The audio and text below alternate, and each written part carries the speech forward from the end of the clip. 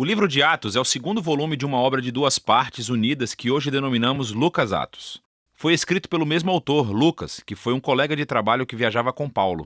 Isso é evidente a partir da introdução do livro, onde Lucas diz: "Eu escrevi o primeiro volume, que é o Evangelho, sobre todas as coisas que Jesus começou a fazer e ensinar."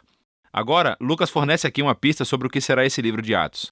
O primeiro volume foi sobre o que Jesus começou a fazer e ensinar. O segundo volume será sobre o que Jesus continuou a fazer e ensinar, o que leva a um ponto muito interessante sobre o nome tradicional, mas não original do livro: os Atos dos Apóstolos. Enquanto diferentes apóstolos aparecem na maioria dessas histórias, a única personagem que unifica toda a história do início ao fim é o próprio Jesus, agindo diretamente ou por meio do Espírito. E assim, o livro teria sido mais preciso se tivesse sido nomeado Os Atos de Jesus e do Espírito Santo. A introdução do livro relata como Jesus, ressuscitado, passa 40 dias com os discípulos ensinando-lhes sobre o reino de Deus. E isso se conecta à história do Evangelho de Lucas, em que Jesus declarou que ele restauraria o reino de Deus sobre o mundo, começando com Israel. Então ele chamou Israel para viver sob o reino de Deus ao segui-lo. E ele foi coroado rei quando desistiu da sua vida, e depois venceu a morte com o seu amor. E assim começa o livro de Atos com o rei Jesus ressuscitado, ensinando os seus discípulos sobre a vida no seu reino. Então, ele promete que o Espírito virá em breve e eles serão imergidos na sua presença pessoal. E isso cumpre uma das principais esperanças dos profetas do Antigo Testamento: que no reino messiânico a presença de Deus, seu Espírito, viria e moraria entre o seu povo em um novo templo e transformaria os seus corações. E então Jesus diz: quando isso acontecer, o Espírito capacitará seus discípulos a serem minhas testemunhas em Jerusalém, Judeia e Samaria, até os confins da terra. A partir daqui, Jesus é levado por uma nuvem, uma imagem extraída do livro de Daniel, capítulo 7. Mostra como Jesus está sendo coroado como o Filho do Homem que foi inocentado após seu sofrimento e agora compartilha do governo de Deus sobre o mundo. E ele promete que um dia ele voltará. Os principais temas e o modelo do livro de Atos fluem diretamente a partir desse capítulo de abertura. Essa é uma história sobre Jesus conduzindo o seu povo através do Espírito a irem pelo mundo inteiro, convidando todas as nações a viver sob seu reino. E então, a história começará com essa mensagem sendo divulgada em Jerusalém, e depois pelas regiões vizinhas da Judéia e Samaria, repletas de pessoas não judias, e depois de lá, para todas as nações até os confins da terra. Esse vídeo se concentrará na primeira metade do livro. Então, a seção que se concentra em Jerusalém começa com os seguidores de Jesus aguardando pela festa de Pentecostes, quando todos esses peregrinos judeus de todo o mundo antigo estavam na cidade. E o Espírito Santo vem sobre os discípulos como um forte vento e algo como chamas aparece sobre a cabeça de cada pessoa e juntos começam a anunciar e contar histórias dos atos poderosos de Deus. E eles começam a falar nessas línguas que não conheciam antes, mas todos os que estavam reunidos conseguiam entender tudo perfeitamente. Para compreender o que Lucas enfatiza na história, é crucial entender as origens dessas imagens no Antigo Testamento.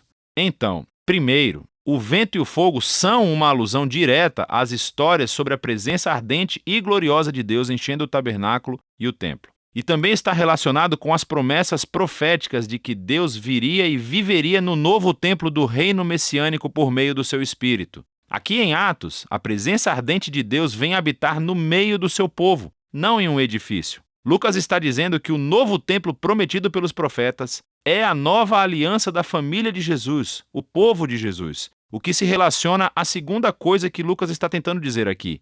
Os profetas prometeram que, quando Deus viesse habitar no seu novo templo, ele reunificaria todas as tribos de Israel sob o reino messiânico, e as boas novas do reino de Deus seriam divulgadas e anunciadas às nações. Lucas descreve em detalhes a integração de multitribos internacionais de todos os israelitas que estavam lá em Pentecostes e que responderam à mensagem de Pedro. Os apóstolos, então, continuam convidando os israelitas a reconhecer Jesus como o seu Messias, e milhares responderam, formando novas comunidades de generosidade, adoração e celebração. Mas nem todo mundo estava celebrando. A partir daqui, Lucas mostra como a nova família de Jesus rapidamente enfrentou hostilidade dos líderes de Jerusalém. Com um modelo simétrico realmente muito bonito, Lucas narra um conto de 2 templos. Assim, o novo templo de Deus, a comunidade dos seguidores de Jesus, se reunia todos os dias no pátio do templo e de casa em casa. E no meio desses avisos há duas histórias sobre Pedro e os outros apóstolos que estavam curando pessoas nos pátios do templo e foram presos pelos líderes do templo, seguidas cada uma por um discurso de Pedro clamando que Jesus é o verdadeiro rei de Israel. E no centro de tudo, há essa história sobre os seguidores de Jesus doarem bens e propriedades para um fundo comum a fim de ajudar os pobres. O que é ótimo e pode parecer que Lucas menciona isso de uma forma aleatória, até você perceber que esta era a única prática descrita nas leis da Torá e deveria estar acontecendo no Templo de Jerusalém com os seus líderes. Então, o ponto de vista de Lucas aqui é claro. O novo templo da comunidade de Jesus está cumprindo o propósito que Deus sempre desejou para o Templo de Jerusalém, o de ser um lugar onde céu e terra se encontram, onde as pessoas encontram a generosidade e a presença restauradora de Deus. Nesse conflito entre os dois templos, que culmina em Atos, capítulos 6 e 7, é onde começa a primeira onda de perseguições. Assim, os seguidores de Jesus continuam a se multiplicar, o que exige a presença de mais líderes. E um desses, Estevão, é uma testemunha corajosa de Jesus em Jerusalém, e ele acaba sendo preso e acusado de falar contra o templo e até mesmo de ameaçá-lo. Aqui, Estevão faz um longo discurso mostrando como os líderes de Israel sempre negaram os mensageiros que Deus lhes enviou, inclusive Jesus e os seus discípulos. Então os líderes de Jerusalém, em fúria, assassinam Estevão e iniciam uma onda de perseguições contra os seguidores de Jesus, o que expulsa a maioria deles da cidade. Contudo, isso tem um efeito paradoxal. Lucas mostra como essa estratégia, na verdade, se tornou um meio pelo qual o povo de Jesus agora é enviado à Judéia e Samaria. Nessa sessão, Lucas reúne um conjunto diversificado de histórias que mostram como a comunidade de Jesus, em sua maioria judaica e baseada em Jerusalém, tornou-se um movimento internacional e multiétnico. Então, primeiro vem a missão de Filipe em Samaria. É a terra dos inimigos odiados de Israel e muitos deles vêm a seguir Jesus.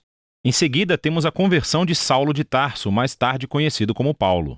Ele era o inimigo mortal e perseguidor dos seguidores de Jesus até conhecer pessoalmente o Jesus ressuscitado e se tornar um defensor apaixonado em nome de Jesus. Segue a história de Pedro quando teve uma visão sobre como Deus não considera o povo não-judeu ritualmente impuro ou indigno de se unir à família de Jesus. Pedro, então, é levado pelo Espírito para a casa de um soldado romano, que está repleta de pessoas não-judias, e todos reagem às boas novas de Jesus. Na verdade, o Espírito apresenta-se poderosamente entre eles, assim como fez para os discípulos judeus no capítulo 2. Todos esses temas se reúnem na fundação da igreja em Antioquia, a maior e mais cosmopolita cidade daquela parte do Império Romano. E Lucas nos diz que Barnabé, um líder judeu da igreja de Jerusalém, foi com Paulo para ajudar a liderar essa comunidade eclesial. E isso deu início à primeira grande igreja multiétnica da história. Foi onde os seguidores de Jesus foram chamados de cristãos pela primeira vez, e é a partir daqui que os primeiros missionários internacionais são enviados.